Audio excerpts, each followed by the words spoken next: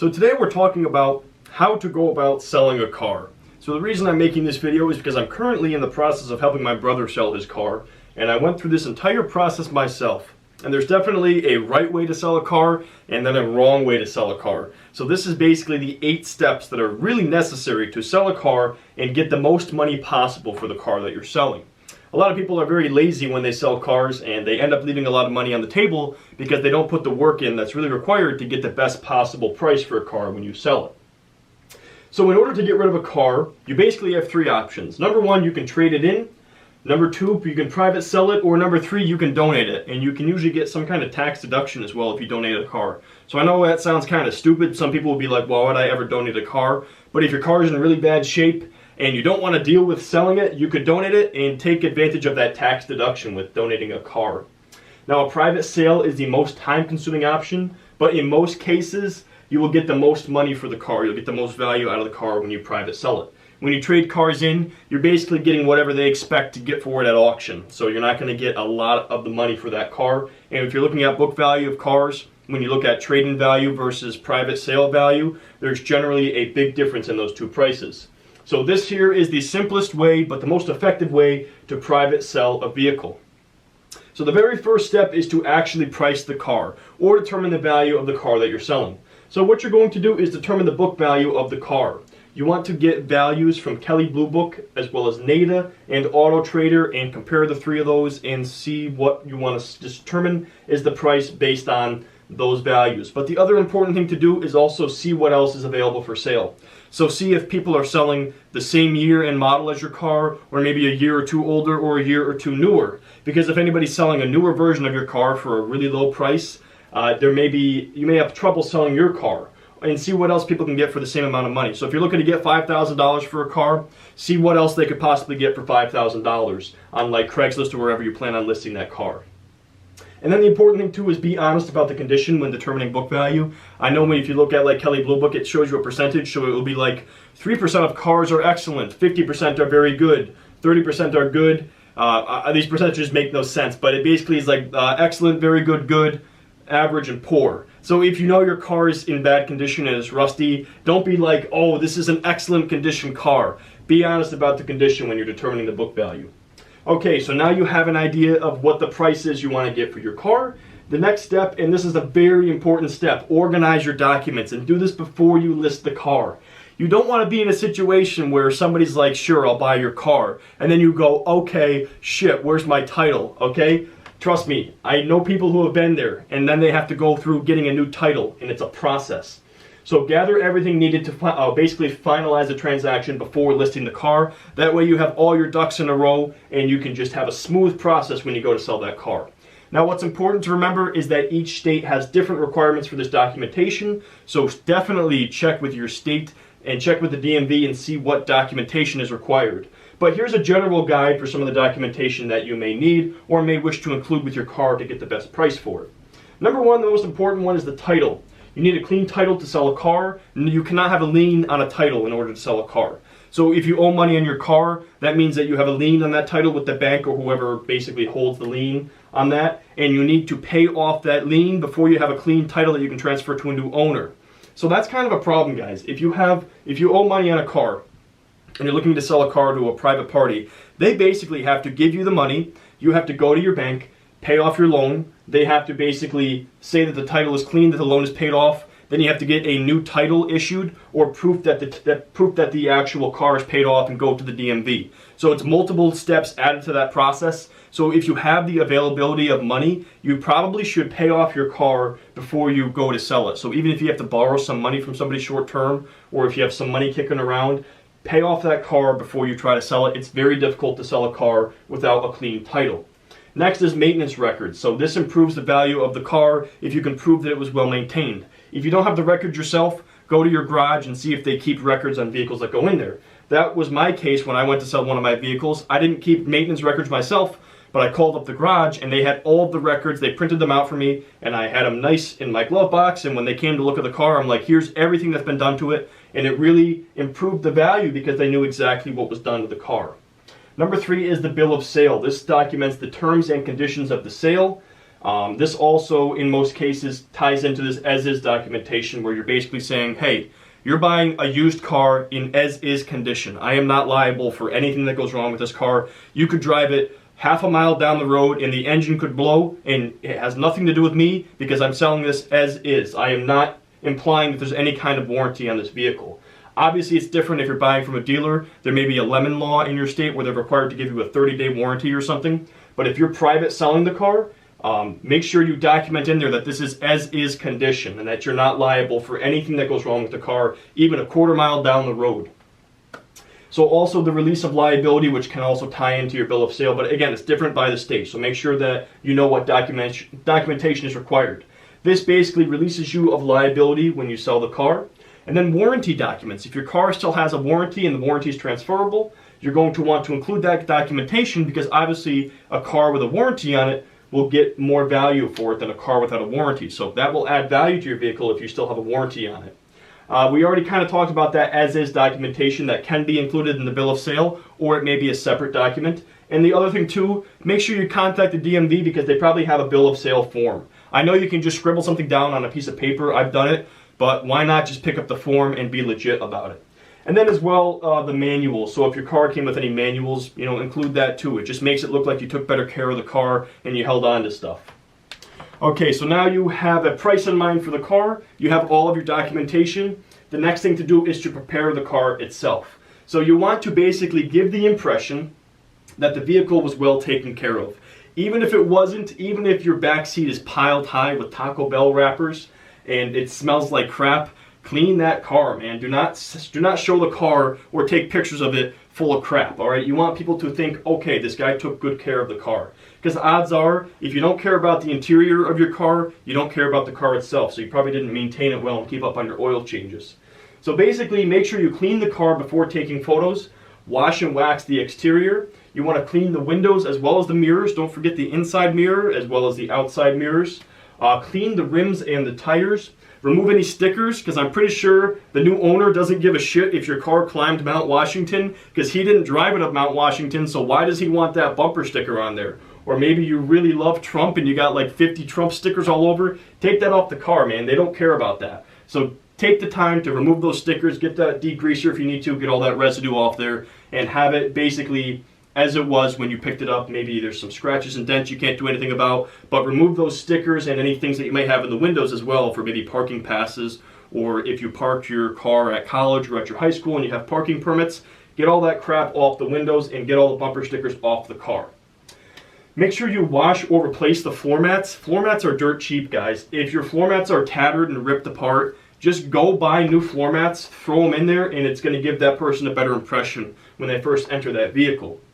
Also, make sure you pop the hood and wipe off any oil spots or anything leaking from the car. Make sure that there's no oil or splatter around the car, so that way it looks nice underneath. You want to also, I don't know if I have this listed here, but make sure you look for leaves and stuff that may be stuck around the weather stripping. Pull out all those leaves as well as pine needles and stuff. You get a lot of that crap built up under there. You want to vacuum the floor, the seats, as well as the trunk. Most people forget about the trunk. Vacuum out that trunk. They may be thorough and look through the whole car, so if they open the trunk and it's full of crap or there's dirt or sand from your vacation to the beach or whatever, clean it out. It just gives you a better impression of that car. And then get a nice little air freshener, throw it in there so that way when they enter the car, they're like, oh, it's clean and it smells nice. It gives them a good impression, and they say this vehicle must have been well taken care of, even if it really wasn't. And then also, guys, clean out your ashtrays. Now, I have coins written here because this is kind of funny. Every single car that I've ever bought, used, came with a tray full of coins, because the people didn't remember that, basically, most of us use our ashtrays now to hold coins. Not a lot of people smoke anymore. So people just generally, when they're paying cash, chuck their coins in the ashtray. And like every car I ever bought was full of coins. So if you want to leave it for the next person, whatever. But if you don't want to leave that couple bucks worth of coins in there, check your ashtrays and pull your coins out of there. Make sure you check your glove box too, in case you have any documentation or anything you keep in there you wouldn't want the next owner to have. Okay, so now you have a price for the car. You have all your documentation ready. The car is prepared, it's squeaky clean. Now you're going to go ahead and photograph the car. So don't take one picture of the car and be like, okay, here you go. And don't use a crappy camera. If you have a good camera, get good quality pictures on a nice sunny day. Drive it somewhere if you have to. Don't take pictures in your driveway. Find a nice open parking lot and get a lot of good shots from different angles. I just posted the car I'm selling on Craigslist, and they let you have 24 different pictures. So you better bet that I have 24 pictures on there just so I have the most possible shots and angles of that car. And you don't want to be deceitful either, guys, because at some point, they're going to come look at the car. So if the thing is rusted to shit and you take a picture from 100 feet away and you're like, oh, it's clean, trust me. As soon as they show up and look at the car, they're going to be like, no, this thing is rusted to shit. So don't be dishonest. You wouldn't want to do something that you wouldn't want done to you. So if somebody's driving an hour to look at this car and they get there and it's rusted out and they have no interest, don't waste their time. Just be honest about the condition of the car. So as far as pictures go, with the exterior, take pictures of the front, the rear, the sides of the car, as well as the wheel wells if there's rust around the wheel wells or around the gas door. And also take pictures of the undercarriage so they can get an idea of the condition of the exhaust and the underside of the car as well. As far as the interior, take pictures of the front and back seats so they can see if there's any tears, or some people smoke in their cars and drop cigarettes or whatever and burn holes in their seats. Just be honest, guys. If your leather or whatever is all tattered and scraped up, or if there's holes or cigarette burns in your seats, just photograph it so they know. Don't waste people's time. Take pictures of the carpets as well as the dashboard and the odometer. A lot of people, believe it or not, I've seen people put the wrong mileage on their listing, and then the people show up and they go, oh, I forgot, it has 170,000 miles, not 120,000. Don't waste people's time. Take a picture of the odometer itself so they go, okay, obviously that's how many miles are on this car. And then also, people forget, take pictures of the wheels, show how much tread is left on the tires, show the condition of the rims, and also pop the hood and take a picture of the engine so they can take a look at that as well. Okay, so step number 5 is to actually go out and advertise the car. So you have multiple different options with this. If you're looking to save money, you can just use the free options available. But if you're looking to get the most exposure for the car, there are also paid options available. So one of the most common ways to do this is to post an ad on Craigslist. Also, make sure you post ads in Facebook groups. So there's a lot of Facebook groups for used car sales, as well as like the garage sale Facebook groups. You can post cars for sale in there as well. If you want to pay a little bit of money, you could have a Want Ad Digest ad or a newspaper ad. And then also consider making out little flyers and posting them around on bulletin boards. And it would be good too to make sure you go to any local colleges. If there's bulletin boards, throw that up there if you're looking to sell to a college student. The other thing to mention too, there's certain times when it's good to sell a car, and some of those would be tax return season when people have extra money in their pockets, as well as graduation season when students are graduating high school and they need a car to commute to college and they likely got money for graduation.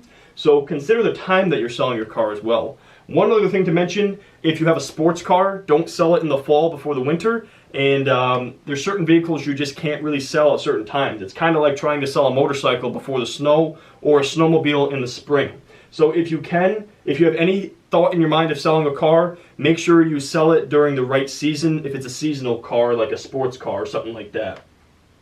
And also make sure you hang a sign in the window and drive it around. That's one of the best ways to do it as well. Have a sign in the window, maybe get some of those window markers too and write the price on there, put your phone number, and you could even park it in a high traffic area for the day and just leave it out there so people can see it and possibly be interested in buying it. So when you advertise the car, you want to include your asking price, as well as whether you're firm on that price or best offer where you have some wiggle room.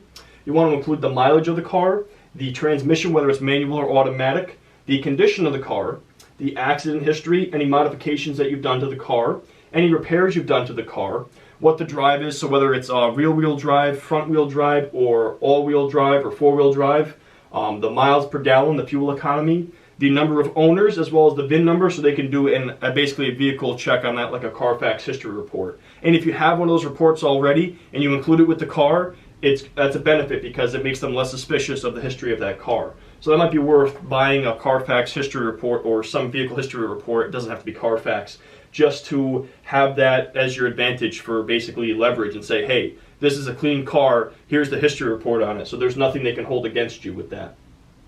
Okay, so now that your car is advertised and everything else is done, you're hopefully getting phone calls. Don't just show this car to everyone, guys. There's a lot of people out there who are tire kickers and they may just have bad intentions in mind. There's people who go around looking at cars just because they simply want to scope out your property to rob your house.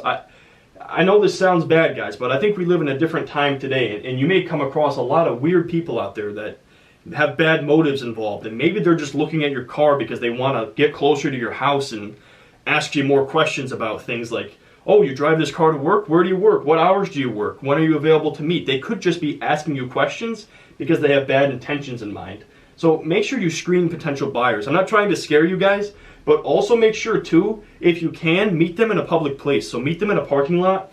I would be suspicious of having people meet you at your own home just for those reasons. Just something to mention, guys. You might as well play it safe.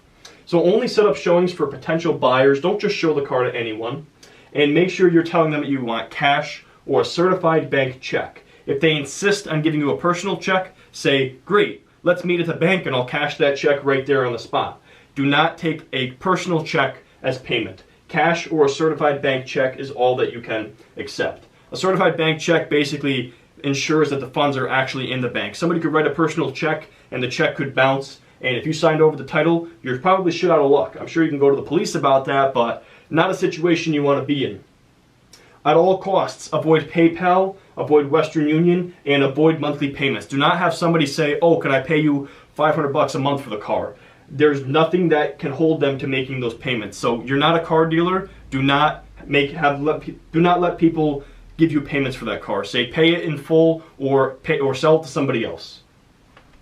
Okay, so step number 7, you have screened the potential buyers. You have somebody coming to look at the car. So now you're going to show the car. You want to be the used car salesman, guys. Don't just show up and say, here's the car. You want to basically explain to the buyer why your car is the best choice, because there's a lot of cars out there, but why should they pick your cars over the other cars in that price range? You want to mention any selling points, which you should have also mentioned in the ad. So any selling points you have as far as maybe fuel economy or performance or things like that, make sure you're talking about those selling points and explaining why your car is such a great vehicle, and tell them why you're selling it as well. And then you want to negotiate the price. And guys, don't be afraid to let them sweat a little. So if they're lowballing you and they're kicking the tires, say, yeah, you know what? That's not enough money. You're going to have to find something else. They're going to try to get the lowest price possible. You're going to try to get the best price possible. And you have to meet somewhere in the middle. So don't just sell it because they're kicking the tires and intimidating you. If you're getting a bad vibe from them, say, you know what? I'm not interested in selling you this car. Have a good day. There's nothing saying you have to sell the car that day or that another buyer might not come along. But let's say you showed the car to a potential buyer, they're interested, now you have to finalize the sale. That's step number 8. So number 1, you have to complete the bill of sale. Number 2, you sign over the title. And number 3, you have to document a release of liability, and that may be tied in with your bill of sale depending on how you do it. Number 4, provide all those other documents mentioned, so maybe your manuals, your warranty, your maintenance history, things like that. Number 5, remove your plates. Take your plates off the car. You have to turn those back into the DMV. And number 6, one people often forget, remove your vehicle from your insurance policy. So as soon as you sell that car, call up your insurance policy or your insurance company and say, hey, I've sold this vehicle. Once you provide documentation to the DMV, they can prove the car was sold. And once you turn your plates in, you can remove the insurance policy, and you usually will get your money back for whatever else was the insurance you paid for that month going forward. So that's a step people sometimes forget, is you have to remove the insurance policy from it. But anyways, guys, that's pretty much it. Those are the steps to selling a car. I know this was kind of a lengthy video, but I wanted to cover everything there was to it. And if you guys follow these steps, it does take a lot of work, but you're going to get the best possible price for your used vehicle when selling it to a private party. So if you guys enjoyed this video, please feel free to drop me a like or drop a comment below with any questions or feedback. And if you're new to the channel, I would certainly appreciate it if you would subscribe to be notified of any future uploads. And if you guys have any topic ideas for other videos like this, I kind of consider this to be the category of things they never taught you in school. I hear that all the time. People are like, I wish people told you how to do this stuff. How do you do your taxes? How do you sell a car? How do you this, that, and the other? There's things that are good life skills that people don't know or were never taught. And if you guys have any ideas for that, make sure you guys let me know, and I'd be happy to cover it on the channel. But that's all I got for you guys. I thank you guys for watching this video.